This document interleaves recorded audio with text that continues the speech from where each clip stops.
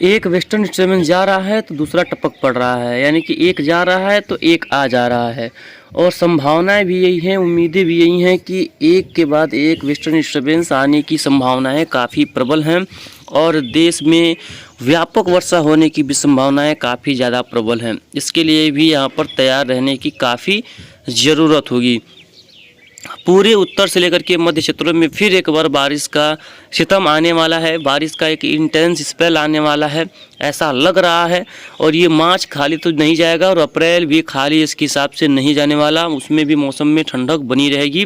क्योंकि दिन पे दिन कुछ दिनों पे बादल और कुछ दिनों पे वर्षा होती रहेगी। तो आप जानते ही हैं धूप में थोड़ी सी हल्की रुकावट देखने को मिलेगी। लेकिन बस यही मनाइएगा, यही हम भी आशा करते हैं कि मई और जून का महीना जो है वो ठंडा ना निकले, क्योंकि मानसून आने में दिक्कत खड़ी हो जाएगी।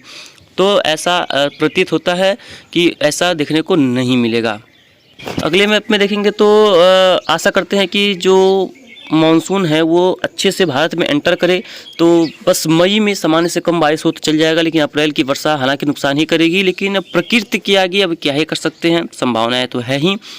तो फिलहाल तापमान की अगर बात करेंगे तो देखेंगे जो टेम्परेचर है वो करीब लगभग जो है वो ठंडक में आ चुका है। यानी कि अभी देखिए 25 तारीख के आसपास भी देखेंगे तो जो तापमान है वो कहीं भी 35-36 से लेकर के ज़्यादा ऊपर नहीं जा रहा। और निचला इलाका गुजरात वगैरह का जरूर का क्षेत्र है जहाँ पर 40 डिग्री तक तापमान पहुँचने की संभावना दिख रही है। बाकी तो ठीक ठाक तापमान है।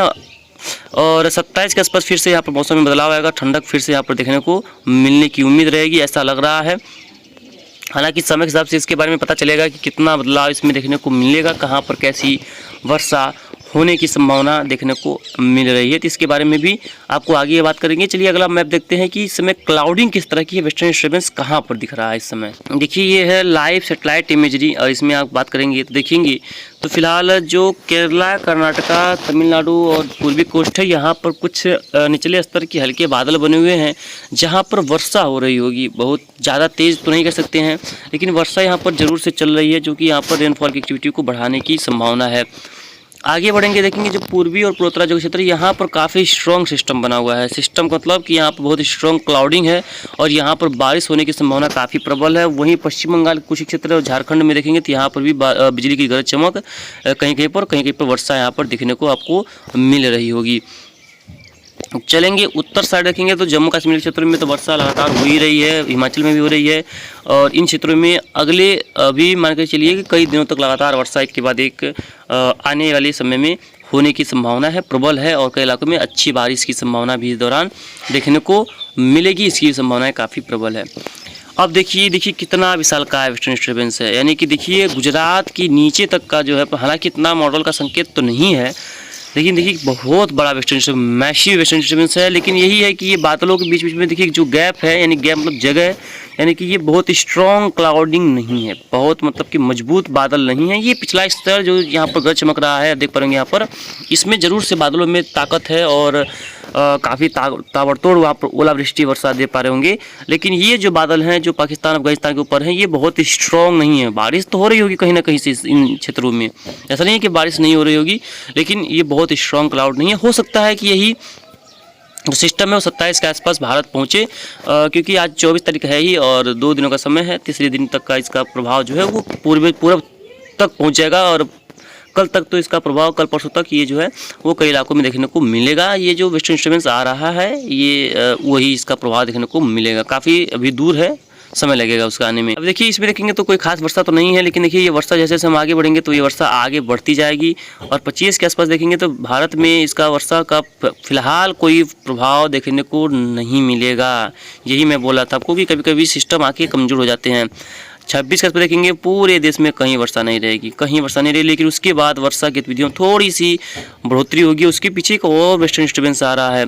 27 के आसपास जो है कुछ पूर्वी मध्य क्षेत्रों में हल्की फुल्की वर्षा की संभावनाएं दिख रही हैं, लेकिन कितना होगा वो तो समय बताएगा।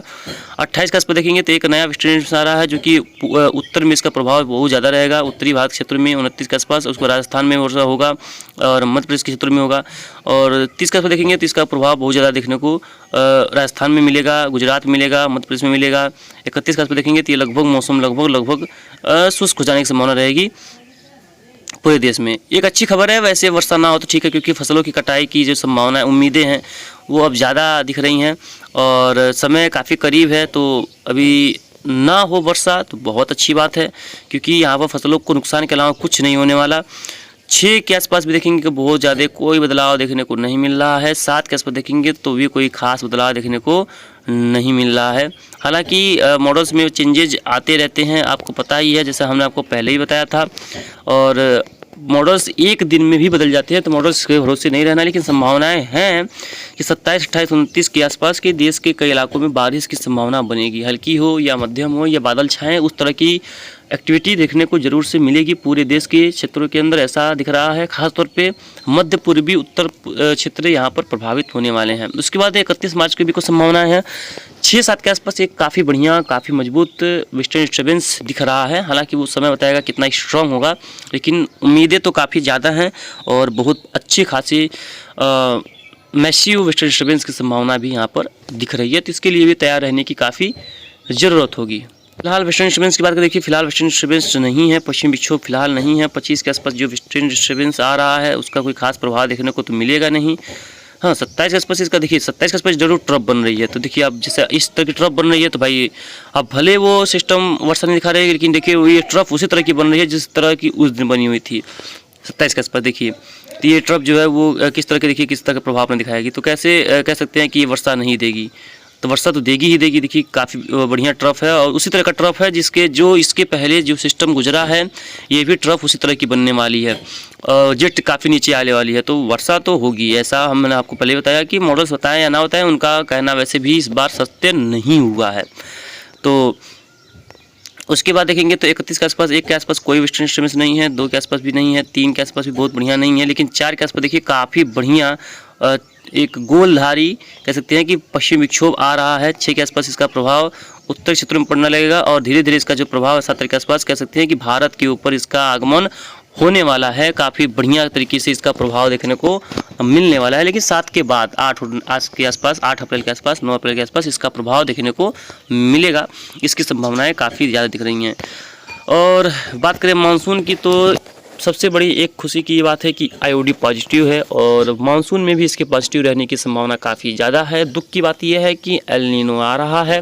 अब एल नीनो और आईओडी में लड़ाई रहेगी, देखते हैं इसमें विजेता कौन होता है। आईओडी जीते तो हम लोगों के लिए काफ़ी बढ़िया खुशी की खबर होगी। अगर एल नीनो जीतता है तो दुख के अलावा और भी कुछ भी नहीं मिलने वाला। अब तो प्रकृति का खेल है। एक बात करें, हालांकि कई फैक्टर इस पे काम करते हैं, एमजीओ भी काम करता है, बहुत सारे काम करते हैं। तो इसके बारे में जब उसका वीडियो बनाएंगे मानसून का, तो उसके बारे में बता देंगे। फिलहाल इस वीडियो में यहाँ तक इतना ही। धन्यवाद।